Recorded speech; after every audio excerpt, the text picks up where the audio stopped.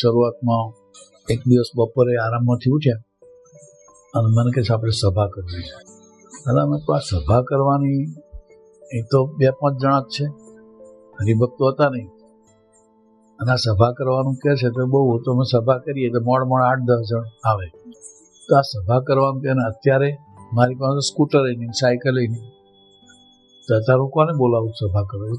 કે ઓળ હોય તો આપણે હમણાં કહી દઈએ, રહેતા હતા એટલે 50 માણસ ભેગું કરવું હોય તો આવી જાય. આ સભા કરવાનું કે અહીં હું વડોદરા કોને બોલાવું?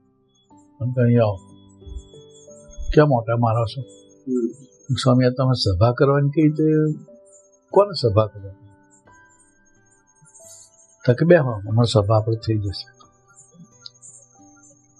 એટલામાં 5 જ મિનિટ થઈ છે, ચંદુભાઈ મોભાન આટી આવ્યા. ત્યાંથી આવ્યા પછી રામ અમદાવાદથી આવ્યો. એટલામાં 800થી બાપુદાસ છોકરાને લઈને આવ્યા. એટલામાં ભગતજી આવ્યા, પછી નરેન્દ્રભાઈ અક્ષરપુરુષ સ્વામી આવ્યા. એવા બધા આવ્યા અને આખી અમારો હોલ ભરાઈ ગયો. અને પછી સ્વામીએ વાત કરી, કઠણમાં કઠણ સાધન કયું છે એ પ્રશ્ન પૂછ્યો. એટલે રામે ભગતજીએ પહેલું વચન છે ને, ભગવાનના સ્વરૂપમાં અખંડ વૃત્તિ રાખવી એ કઠણમાં કઠણ છે. એટલે સ્વામી કે એ તો ખરું, પણ મારું ધારેલો પ્રશ્ન જુદો છે. એક તો ભલે હવે એમનું ધારેલું આપણે કઈથી કહીએ, એટલે એમને જ કહ્યું કે જુદી જુદી પ્રકૃતિઓના માણસો જોડે રસબસ એ કઠણમાં કઠણ સાધન છે. એને ખબર ના પડવા જોઈએ, એની કક્ષાએ જઈ અને એમાં રસબસ એ કઠણમાં કઠણ સાધન છે. પછી એમ કરીને થોડી વાત કરી દીધી. એટલે આ સભા કરવાનું કહ્યું અને આ વાત કરી, મીન્સ અંતર્યામી પણ સર્વશક્તિમાન પણ બતાવ્યું. દરેકના હૃદયમાં પ્રેરણા તો હું જ છું, તો દરેકને પ્રેરણા કરીને પાછું ટાઈમ ટુ ટાઈમ આવવું. 4 વાગ્યા હતા તો 4 વાગે જ બધા આવ્યા. એમને કહ્યું બેસો હમણાં સભા થશે, અને 10 જ મિનિટમાં બધા ભેગા થઈ ગયા. જેને બોલાયા તે બધા 10 મિનિટમાં. તો તે વખતથી ખબર કે આ દરેકના હૃદયમાં બેસનાર પુરુષ છે. નહીં તો કેવી રીતે આ બધું બને શક્ય? એટલે જ્યારે જ્યારે આવા કઈ પ્રસંગો બને ત્યારે હું આવું અંતરદ્રષ્ટિ કરું કે પછી નિશ્ચય થઈ જાય ને ઓટોમેટિક કે ભગવાન છે, હવે આપણે હાલવાના નથી. પછી ગમે એવું દુઃખ આવે, આ લોકનું સુખ કે દુઃખ તમને આમ પહેલા હોય, આપણને લોક હોય, થોડું હોય ને બધું વીતે ખરું, પણ નહીવત ભગવાન મળ્યાનો જે આનંદ છે, ભગવાનની પ્રાપ્તિનો જે આનંદ છે, ભલે અહીંયા અંદર પણ સાચા ભગવાન મળી ગયા છે એ વાતે કરીને બધા જ પ્રસંગોમાં સહન કરવાની તાકાત પ્રભુ આપી. પૂર્ણ મુમુક્ષ છે એટલે યુવકમાં આવ્યો ત્યારે સ્વામીજીએ મને નિયમ આપેલો કે નિશ્ચિત દ્રષ્ટિ રાખીને ચાલવું, અને કોઈ દીકરીઓ ડોશીઓ બેઠે એની સામે આપણે જોવાનું નહીં. અને રાત્રે સ્વામીજીની વાતો વાંચીને માળા લઈને અડધો કલાક ભજન કરીને સૂઈ જવું. સ્વામીજી યુવકમાંથી મારું આવું જતન કરતા હતા. પછી કોલેજમાં અમે ભણતા હતા તો બીજો અનુભવ કરાયો કે કોલેજમાં અમારે વેકેશનમાં ને એમને આવવા જવાનું થતું હતું. અને ત્યાગવલ્લભ સ્વામી, ભક્તિવલ્લભ સ્વામીને બહુ પ્રેમ આપે, બહુ જ પ્રેમ આપે, ઉત્તમ સ્વામીને બધા. તો મારી પરીક્ષા જેવું હતું અને અહીંયા રાત રોકાઈ ગયો હતો અને સવારે મારે વહેલા જવું હતું 6 વાગે સોખડાની પહેલી બસમાં. પછી વિચાર થયો કે સ્વામીના દર્શન કરીને જવું. તો સ્વામી રાતના મોડા આવેલા એટલે દર્શન નહીં થયેલા, પણ પછી મને થયું કે દર્શન કરીને જવું છે તો કંઈ નહીં, આપણે સ્વામીની રૂમને દંડવત કરીએ. તો સ્વામીજીની રૂમને દંડવત કરતો હતો તો 5મો દંડવત જ્યાં થયો તો મારા હાથમાં ચરણાવિંદ આવી ગયા સ્વામીજીના. મેં ઊંચું જોયું તો સ્વામીજી બહાર નીકળ્યા. સાહેબ કે પરીક્ષા છે નહીં? મેં કહું હા સાહેબ. કે જાઓ તારે પરીક્ષામાં પહોંચ્યા, પાછા જઈને પડી ગયા. અને આપણે બસ પકડીને હું 5:30 પછી નીકળી ગયો. આવા 2-3 અનુભવ કરાયા. અને ફરી આવું 4 બપોરે ઉઠીને પાછું મને કહ્યું કે આપણે સભા કરવી છે. એટલે પાછું હું ચકેડીઓ મારું ને પેલાના જેવું, પેલું એકવાર અનુભવ કરાયો તો પાછું ચકેડી વાગે. કે થોડું ઘણું ઓળખાણ હતું, તમે કોઈ ફોન બોને નહીં તે વખતે, હવે કોને બોલાવું? એટલે સ્વામી નહીં જોઈને પાછા બહાર આવ્યા. મને કે શું કરો? સ્વામી તમે સભા કરવાની કહી તો હવે કેમ નહીં કરવાની સભા?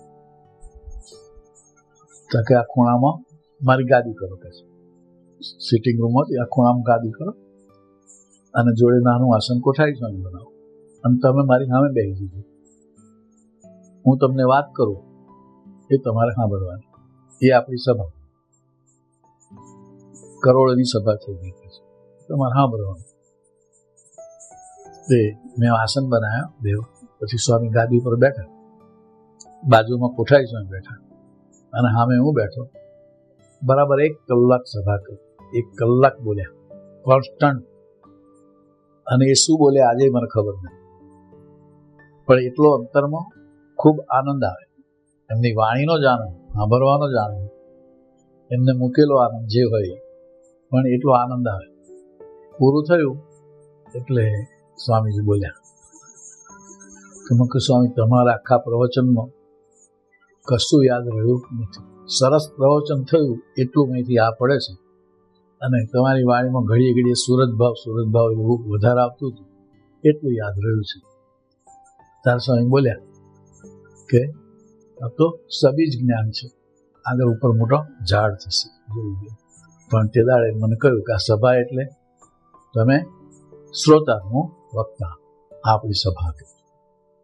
એક વખત સ્વામીજી રાત્રે પધાર્યા, ઘરમાં આરામ કરીને પછી મને પૂછ્યું કે આપણે સંડાસ ક્યાં છે, મારે ખાડે જવું છે.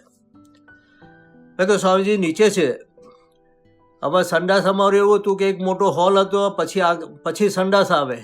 અંદર એ પાણીનું થાપાકૂડું રાખતા હતા, સંડાસની જગ્યાએ એક ડોલ ભરેલી રાખતા હતા. સ્વામીજી કંઈક સારું. પછી મેં કહું આ બારણું બંધ કરજો અને તમે શાંતિથી ખાડે જાઓ. સ્વામીજી ખાડે જઈને આવ્યા, પછી માટી વડે હાથ ધોડાવવા માટે સંતો ઊભેલા. પછી સ્વામીજી બોલ્યા કે અનિલ અંદર પાણી નથી. એટલે હું અંદર જોવા ગયો, પણ અંદર એટલી બધી દિવ્ય સુગંધ મારતી હતી ગુલાબ અને મોગરાની. સ્વામીજી તો ખાડે જઈને માટી વડે હાથ ધોઈને સીધા બાથરૂમમાં જતા રહ્યા નાહવા માટે. હું મારા મધરને કહેવા માટે ગયો, મધર ફાધરને, કે તમે નીચે આવો, જુઓ કેટલી બધી સુગંધી માણસ છે. એટલે મારા ફાધર મધર બંને નીચે આવ્યા અને જોયું. મધરને તે વખતે સાક્ષી ભેદાઈ ગયો કે ના, ખરેખર આ ભગવાનને રાખનાર સંત છે. આ રીતે અમારું વિચરણ રહેતું, કોઈ સગવડતા નહીં. આ કાઠિયાવાડમાં જઈએ તો ભાગોરે જ જાજરા હોય. હા, કે જાહેર બધાએ ત્યાં ભાગોર જાજરા હોય ત્યાં જવાનું જાહેરમાં. બાથરૂમમાં પછી બનવા મળી. સ્વામીજીનું વિચરણ ઘણું થયું એ પછી એક જ રૂમ આપે, જ્યાં જઈએ ત્યાં ઉતારો. આખો મકાન નહીં, એક રૂમમાં આખો સ્ટાફ જે હોય ને અમે બધાએ આવી જવાનું. અને એમાં સીલિંગ ફેન ના હોય ને એક જ સીનની ફેન હોય, પણ સ્વામીએ બધો ભીડો સહન કર્યો. અને હાવ અંધારું કરો ને ત્યારે એ આરામ કરે. એટલે એટલું સફોકેશન કેટલું થાય, સહેજ બી પ્રકાશ ના આવે ને અવાય ના આવે, એવી રીતનું બધું. નીચે ચાદરો મૂકી દેવાની, ઉપર એ બધું ઢોકી દેવાનું. એટલે એક વખત હું સ્વામીજી પાસે ચિઠ્ઠી લખીને ગયો. એમાં મેં 10 પ્રશ્ન લખ્યા હતા. આ જૂના મંદિરની વાત કરું છું. સ્વામીજીને મળે ત્યારે તો સહેલાઈથી મળાતું હતું. સ્વામીજી કે આવો પ્રશ્ન શું છે? મેં કહ્યું સ્વામીજી આ બધું તકલીફ છે. તો એમની અંદર એમાં મેં 5 પ્રશ્ન આધ્યાત્મિક લખ્યા હતા. એટલે એનો પહેલો પ્રશ્ન હતો કે તમારું સ્વરૂપ ઓળખાવો. સૌથી પહેલો પ્રશ્ન એ હતો મારો.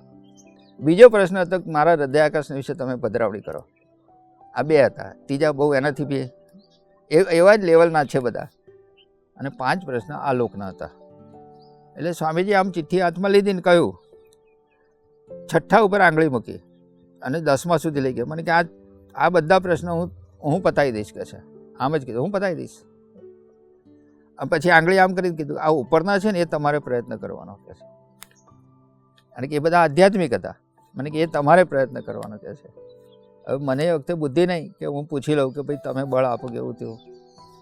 પણ એ માર્ગે લઈ રહ્યા છે આપણને આધ્યાત્મિકતાની અંદર. અને એ 6 પ્રશ્ન, 6 થી 10 પ્રશ્ન હતા, એ બધા પૂરા કરી દીધા. બધા જ. એમણે કહ્યું કે હું કરીશ, એવું બોલીને કીધું હું કરીશ. અને પછી તો એવા બધા સપનાની અંદર બી દર્શન આપે, બધું થાય, સમાધાન ઘણા બધા મળતા ગયા. હવે એ વખતે હું વેક્સિનમાં, એટલે મને બુદ્ધિ બહુ ચાલે, પણ હવે મારે MSc કરવું હતું. તો MSc કરવા માટે કોલેજ પેલી નોકરી છોડી દેવી પડે. જો નોકરી છોડી દે તો ખાવું શું? એટલે મેં વિચાર કર્યો કે આના કરતાં હું લોયર થઈ જાઉં અને વકીલનું પાર્ટ ટાઈમ ભણાય, MScનું પાર્ટ ટાઈમ ભણાય નહીં. એટલે દયાળ ભાવના ખાચામાં સ્વામીજી આવે તો હું સ્વામીજીને પ્રાર્થના કરી, મેં કહ્યું સ્વામીજી મારે વકીલનું ભણવું છે અને મારી પાસે MSc કરવાનો કોઈ ટાઈમ છે નહીં કંઈ ફૂલ ટાઈમ. મને કે પ્રણવભાઈ તમે જે આ કામ કરો છો એમાં તમે આ વકીલનું ભણો કંઈ કામ લાગે? મેં કહ્યું ના સ્વામી એમાં કામ ના લાગે, પણ પછી પ્રેક્ટિસ થાય. મેં સારું પછી હું કહીશ કે છે. એટલે મને કહ્યું નહીં. અને એ દરમિયાન 15 દિવસ જતા રહ્યા અને પેલી એડમિશનની તારીખ જતી રહી. પછી સ્વામીજી આવ્યા બીજી વખત સભામાં. એટલે પાછો હું મળે સ્વામીજી. મેં કહ્યું સ્વામીજી પેલી તો તારીખ જતી રહી. મને કહે કંઈ નહીં, આપણે એક કામ કરો ને, પરદેશનું કરો કે છે, તમે પરદેશ જાઓ. પહેલો વિચાર મને એમના તરફથી આપ્યો કે તમે પરદેશ જાઓ. હવે મારું તો સપનું નહોતું પરદેશ જવાનું, એટલે તાકાત જ નહોતી પરદેશ જાય. મેં કહું હા સ્વામી. અને પછી તો વારાફરતી બધી લિંક મળતી ગઈ, બધું થયું અને આપણને પરદેશ સ્વામીએ મોકલી દીધા અને એમના નિમિત્ત બનાવ્યા. મને બાપાનો આશીર્વાદ હતો, આપણે મુમુક્ષુ હતા એટલે જ એમની સાથે રાખ્યા. હવે એક વખત એવું બન્યું કે હું સ્વામીજીને મળ્યો તો સ્વામીજીને મેં પ્રાર્થના કરી, મેં સ્વામીજી હું તો વડતાલનો હતો, એમાંથી અક્ષર પુરુષોત્તમમાં આવ્યો અને આ તમારી પાસે કેવી રીતે આવી ગયો? સ્વામીજી એક જ વાક્યમાં મને કહી દીધું મારા ઘરે. મને કે તમે બાપાના હતા અને બાપાએ બાપાની પાસે મૂકી દીધા. એક વાક્યમાં બધું સમાધાન આપી દીધું. જ્યાં જઈએ ત્યાં એટલી બધું પ્રશ્નોત્તરી ચાલે, એ પ્રશ્નોના જવાબ આલે ત્યારે સ્વામીને જે કથા વાર્તા કરવી એ કરાય. કંડારીમાં તો પેલું તતુડું લઈને આવેલો નહીં, ભૂંગરું પાર્ષદ એક લલિત કાકાના ઘર પાસે જ સભા. પાર્ષદને કે તમારે જે પ્રશ્ન પૂછવા એ પૂછો. અને બધા પ્રશ્નો જે પૂછ્યા, ગુણાતાન સાઈન કપડાં કેમ પહેરાવો છો, એ બધું જેટલા પ્રશ્નો પૂછ્યા એ બધાના શાંતિથી જવાબ આલ્યા. અને પછી સ્વામી કે હવે કોઈ તમારો પ્રશ્ન છે? તો કે ના. તો કે હવે તમારે બેસવું હોય બેસો ને જવું હોય જાઓ. પછી કથા વાર્તા ચાલુ કરે. એટલે સ્વામીની જે ઉપેક્ષાઓ થઈ છે, અપમાનો થયા છે, ભીડો વેઠ્યો છે, એવો કોઈ ભીડો, ઉપેક્ષાઓ, અપમાન આપણને નથી અત્યારે. હું વિદ્યાનગરમાં VP સાયન્સ કોલેજમાં હું ભણતો હતો અને સત્કાર બંગલામાં બધા રહેતા હતા. સત્સંગ મારા ઘરમાં પહેલેથી. મારા ફાધરે શાસ્ત્રી મહારાજની સોનું તુવાલા કરેલી ત્યારે મારા ફાધરે સોનું આપેલું. એ હિસાબે મૂળમાંથી સત્સંગ કરો, પણ મને સત્સંગ નહીં. મધર ફાધર બધા ઓકે, એ સત્સંગ કરે. અને એક દિવસ સ્વામીજી અમારી રૂમ પર આવ્યા. રવિવારનો દિવસ, સવારના 10 વાગે. આ વિદ્યાનગરમાં કેવું છે કે એવરી સન્ડે પાર્ટી હોય, એટલે બધા જ મોડા ઉઠે, 11, 11:30 ઉઠે અને નહીં ધોઈ પછી જમવા જાય. 10 વાગ્યા તો આયા ને બહારનું નોક કર્યું એટલે ખોલ્યું તો, અને બહારનું પછી મેં જ ખોલેલું. એટલે સ્વામી પૂછે કે રમેશ મામા કોણ? કે એટલે હું ઓળખ્યું એટલે પેલા બોલ્યો નહીં હું. એટલે સ્વામી ફરી પૂછ્યું કે રમેશ મામા કોણ? કે સ્વામી એવું છે ને રમેશ, પણ હું આપણને ઓળખતો નથી. એટલે આમ છે ને સ્વામી સ્માર્ટ બહુ. શરૂઆતમાં સત્સંગ સ્વામીને કરાવો એટલે બધા બનેવીઓ લઈને નીકળે. એટલે અમારા બનેવીની હાઈટ ઓછી અને સ્વામીની હાઈટ ઓછી, એટલે બનેવી સ્વામીજીની પાછળ હતા. એટલે સ્વામી આમ ધીમે ખસ્યા એટલે મેં મારા બનેવીને જોયા. એટલે પહેલો તો કેવું છે, બનેવીનો ભાર બહુ પડે. મેં કહ્યું આવો 8 થી 9 જણા 10 જણા રૂમમાં. આખી રૂમ એ બધું કર્યું, સાફ કર્યું, જે સ્વામી બેસાડ્યા. હું વાત કરું છું કે ભગવાનને કેટલી ગરજ છે જીવને સત્સંગ કરાવવાની. સ્વામીજી મને પૂછે કે મારે 2-3 પ્રશ્ન પૂછવા છે. એટલે સ્વામી પહેલો પ્રશ્ન પૂછ્યો મને કે વિદ્યાનગર શું લેવા આવ્યા? મેં કહ્યું સ્વામી ભણવા માટે. બીજો પ્રશ્ન, ભણીને શું કરશો? સ્વામી નોકરી કરીશ. પણ અંદર મને છે ને એટલું બધું અણગમ ઉત્પન્ન થાય કે નથી હું ઓળખતો, નથી આ સંત કોઈ દિવસ મેં જોયા, મારા બનેવી લઈને આવ્યા, આમાં કોઈ ખોટી માથાકૂટ કરે છે. પછી ત્રીજો પ્રશ્ન પૂછ્યો, નોકરી કરીને શું કરશો? સ્વામી નોકરી કરીને શું કરવાનું? પૈસા ભેગા કરવાના, કમાવાના. પછી શું કરશો કે છે? સ્વામી મેરેજ કરીશું, ફેમિલી બનાવીશું. પછી સ્વામી કે પૈસા કમાઈને શું કરશો કે છે? એનું શું કરશો કે છે? સ્વામી બેંકમાં મૂકીશું. મને બેંકમાં શા માટે મૂકવાનું? સ્વામી પાછલી જિંદગીમાં કામ લાગે, ઇન્ટરેસ્ટ આવે, ફેમિલીને આગળ રન કરવાનું હોય. પછી સ્વામીજીએ હાર્ટનો ક્વેશ્ચન કાઢ્યો. મને સ્વામીજી કહે કે એવું નહીં લાગતું કે આપણે અત્યારે ભગવાન ભજ્યા હોય અને એ જે પુણ્ય બેંકમાં મૂકીએ તો પાછલી જિંદગીમાં કામ ના લાગે કે છે? આઈ એમ શોક. સ્વામીજી કે મારી વાત બરાબર છે ને? કે છે સ્વામી બિલકુલ પરફેક્ટ. સ્વામીજી વાત તો તમારી સાચી છે. પછી થોડીક વાતચીત કરી પછી સ્વામીજીએ મને કહે છે મારે આનંદપુર આવવું છે. વિચારમાં જઈએ, પરિસ્થિતિના ઉતારા કેવા, એક રૂમમાં આપી દે, એમાં સ્વામીજી હુવો ને તમે હુવો હાથે જ. સ્વામીને ગાગલું વચ્ચે નાખ્યું હોય, આજુબાજુમાં બધા હોઈ ગયા હોય, ગાગલું રાખે નીચે જ, પાટ બાટ નહીં, કશું નહીં. અત્યારે દિનેશભાઈ કલાકનું ઘર સારું છે કે બાથરૂમ બધું, બાકી ત્યાં બી બાથરૂમ નહોતી, ખુલ્લામાં અગાશીમાં નવડાવતા. અગાશીમાં પથારી કરી દઈએ, હુવાનું અગાશીમાં નીચે ગાલું નાખીને. દરેક જગ્યાએ અમદાવાદ રામને ઘેર તો આગળ હુવાનું અગાશીમાં. ઉનાળાના દિવસો હોય, એસી નહોતા એ જમાનામાં, ત્યાં જ ગાલું નાખીને હુવાનું, આજુબાજુમાં હોઈ જઈએ. એટલે ગામડામાં દરેકને ઘેર ઢોર હતા. અત્યારે તો નથી કોઈ જગ્યાએ. ઘેરે ઘેર ઢોર, ઢોર હોય એટલે ચાચડ હોય, ચાચડ વગરનું ઘર હોય. એટલે રાતે પધરામણી કરીને બધે ફર્યા હોય ને ચાચડ ચડી ગયા હોય, તમે સમજી લેવાનું કે આજે કપડાં તમારે ખંખેરીને પહેરવાના છે એમ. એ રાતે ઉતારો હોય ત્યાં જઈએ એટલે સ્વામીજીને કપડાં બદલી નવડાવીને પછી હોવા લઈ જવાના. કપડાં ખંખેરવાના જ, પછી પહેરાવાના ફરી, અને પછી સુવડાવવાના. અને સ્વામીજીને પાટ રાખતા, પાટની નીચે વાડકીઓ મૂકીએ પાણી ભરીને, એટલે ચાચડ ઉપર ચડે નહીં. બાકી ચાચડ તો હોવાના, એક ચડ્યો હોય ને તો હરવર હરવર થયા જ કરે, કડે નહીં, હરવર હરવર થાય, આખી રાત હોવાના થાય. એવી પરિસ્થિતિમાં સ્વામીજી ગામડે ગામડે ફર્યા છે. ઉભરાટ શિબિર હતી એટલે સેવાની વ્યવસ્થા કોઠાસની સેવકની જ હોય. એટલે એ શિબિરમાં પપ્પાજી પણ પધારવાના હતા, કાકાજી આવી ગયા હતા. સ્વામીજીનો ઉતારો હિલ બંગલામાં હતો, કાકાજીનો A1માં, પપ્પાજીનો A2માં ઉતારો હતો. સાંજનો સમય હતો, સવારની સભા પતી ગઈ, બપોરની મંગલ પ્રવચન પતી ગયું, પછી પેલી સભા પતી ગઈ. 10 વાગે પેલી નહીં, નાસ્તા પછી સભા કરતા એ પતી ગઈ.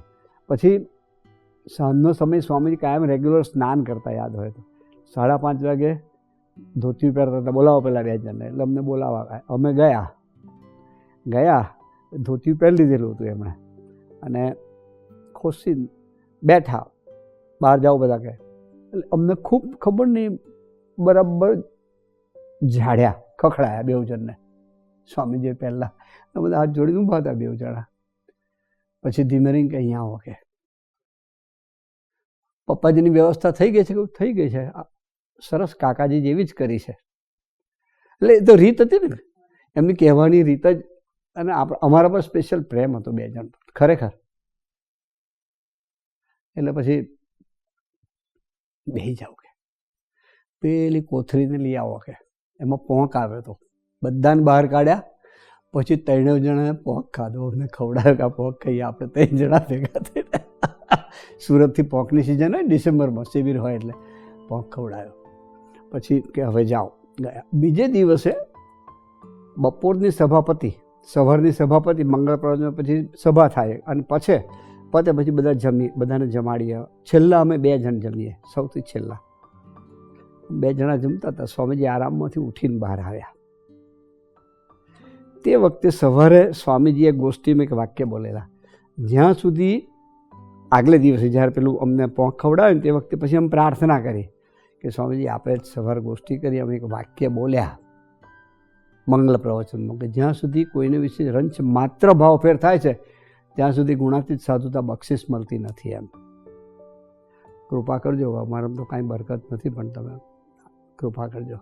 મરક હસ્યા, કશું બોલ્યા નહીં તે વખતે. બીજે દિવસે સવારનું મંગલ પ્રવચન પત્યું પછી બીજી સભાપતિ બધાને જમાડ્યા. સ્વામીજીએ બી થાળ લઈ લીધો, આરામમાં ગયા. આરામમાંથી ઉઠીને આવ્યા ત્યારે અમે 2 જણા જમતા હતા, અમે છેલ્લા જમતા શિબિરમાં. એટલે અમે અમારી સ્ટાઇલથી 2 જણા બેઠા હોય, આરતી અને ચંદુભાઈ ઊભા હોય અને પેલો સેવક પીરસતો હોય. ખીચડી હતી, ઘીને ખીચડી. સ્વામીજી ઉઠીને સ્પેશિયલ આવ્યા. આવીને અમારી જોડે બેસી ગયા. એ પણ નીચે અમારા બંનેના પત્તલ લીધા, ઘીને ખીચડી એમણે ચોળી હાથથી પ્રસાદીની કરી બંનેની. અને પછી કહ્યું કાલ તમે માગ્યું હતું ને આપવા આવ્યો છું. એ કૃપા વરસાઈ સ્વામીજી, અકારણ જ કૃપા હતી. એ આપવા આવ્યો છું કે આજે 76ની સાલમાં પહેલી વખત સોખડા જૂના મંદિરે જવાનું થયું. તે વખતે લગભગ બપોરના 2:45-3 વાગ્યાનો સુમાર હતો અને ઠાકોરજી આગળ પ્રબોધ સ્વામીને બીજા કોઈ સંત હતા. એમને તે વખતે ઝીની જે કંઠીઓ હતી એ તૂટી ગઈ હોય, વિચરણની અંદર ખોલતા એ થઈ ગઈ હોય, તો એમને પરોવતા જોયા હતા. પછી ઠાકોરજીને જગાડવાની વાર હતી, આરામમાં હતા, એટલે અમને બધાને કીધું પાણી પીને બેસી જાઓ. અમારો તો સેવાનો એવી રીતે મંદિરમાં પહેલો જ અવસર હતો, પણ આનંદ આવતો હતો. પાણી પીને બેઠા, પણ પછી કંઠી કેવી રીતે પરોવી એમ ઝીણા મણકામાં એ બધું સંતો શીખવાડતા હતા. પછી તો તરબૂચ હોય કે બીજું કંઈ હોય તો એનું એક તરબૂચ હોય, એમાંથી તો જે બધા આવ્યા હોય, મહેમાન આવ્યા હોય, બધા આવ્યા હોય ને એટલા બધા ગ્લાસ બને, પણ એ તરબૂચનો શરબત પીવાની બી બહુ મજા આવતી એમ.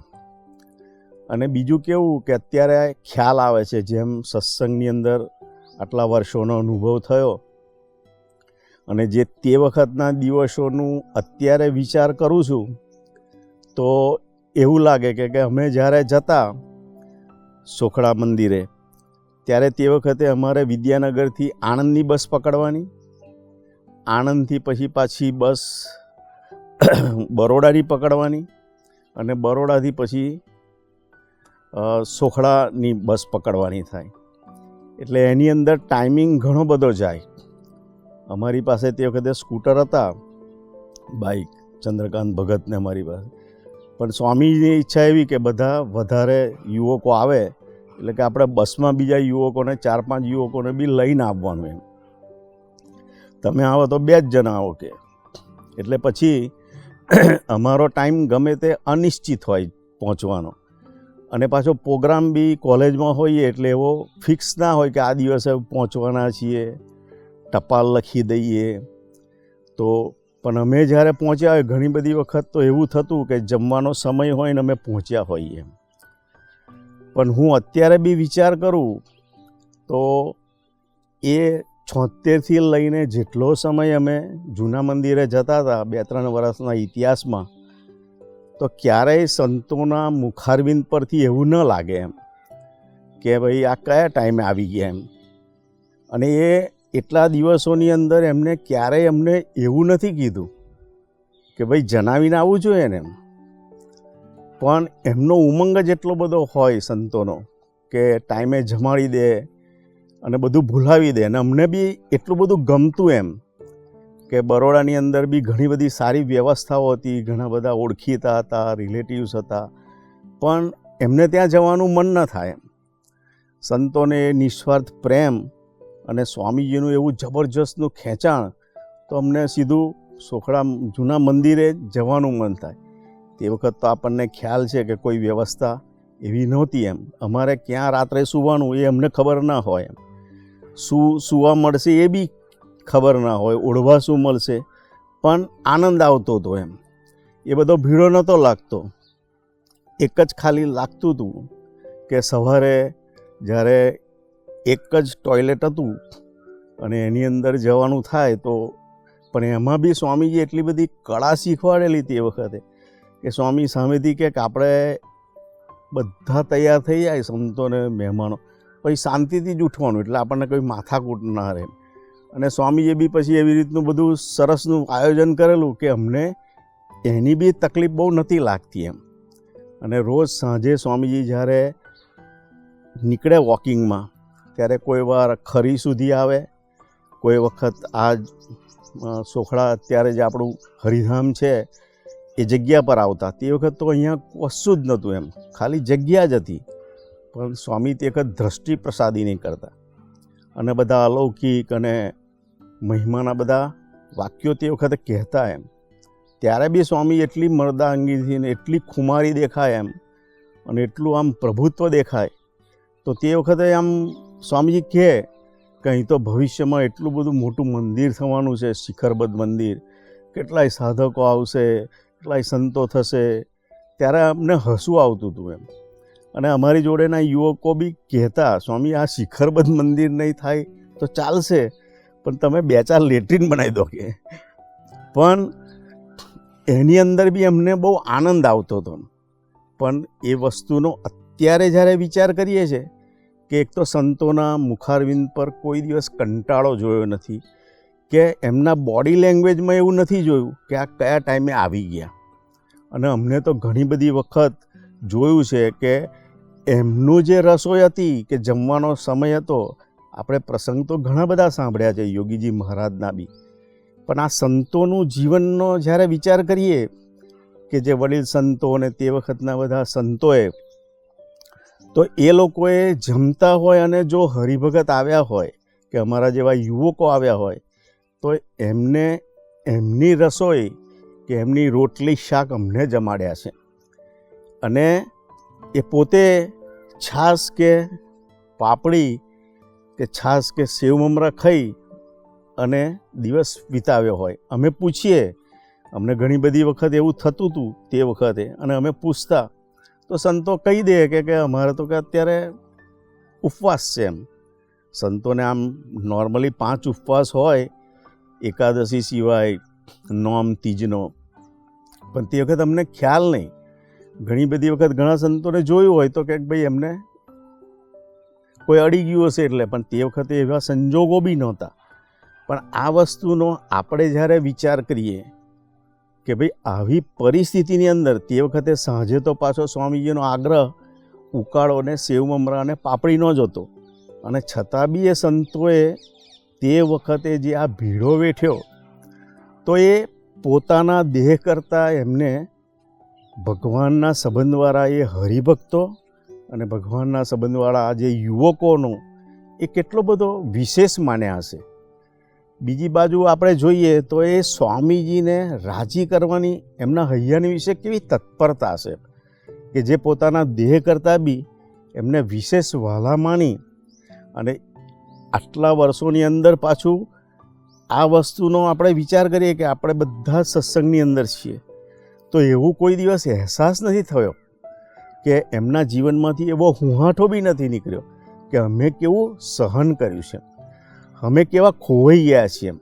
પણ આજે એ વસ્તુનો વિચાર આવે કે જે નીવની ઈંટ સમાન કે જે પાયાની અંદર જે આત્મીયતાનું સિંચન જે સંતોએ ભીડો વેઠીને કર્યું છે, કે જેમ કોઈ વૃક્ષ હોય એ તડકો, છાંયો કે વરસાદ ને એવી ગમે તેવી પરિસ્થિતિની અંદરમાં રહીને બી એમને મીઠા ફળ આપ્યા છે, તો આ સંતોએ બી તે વખતના પરિસ્થિતિના અનુરૂપ જે ભીડો વેઠ્યો છે એ અકલ્પનીય છે.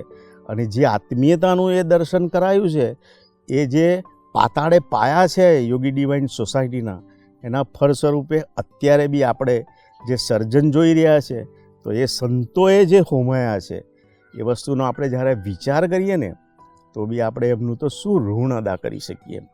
એ ઋણની અંદર આપણે એટલા બધા દબાયેલા છીએ એમ. અને એક આપણા બધા માટે એ લોકોએ એક પ્રેરણાનો સંદેશ બી આપ્યો છે કે છેલ્લા 7 અને 11 પ્રમાણે દેહ અને દેહના સંબંધી કરતાં વિશેષવાલા ભગવાનને, ભગવાનના ભક્તોને રાખી અને કેવળ જ્યારે ભગવાનને રાજી કરવાનું, સ્વામીજીને રાજી કરવા માટેનો સુરુચિ હોય, તો એમાં કશું જ વચ્ચે આવતું નથી. અને એ પરિસ્થિતિની અંદર બી દરેકનો આનંદ એટલો બધો અદ્ભુત દેખાતો, એટલે અમને વારે વારે ત્યાં જવાનું મન થતું.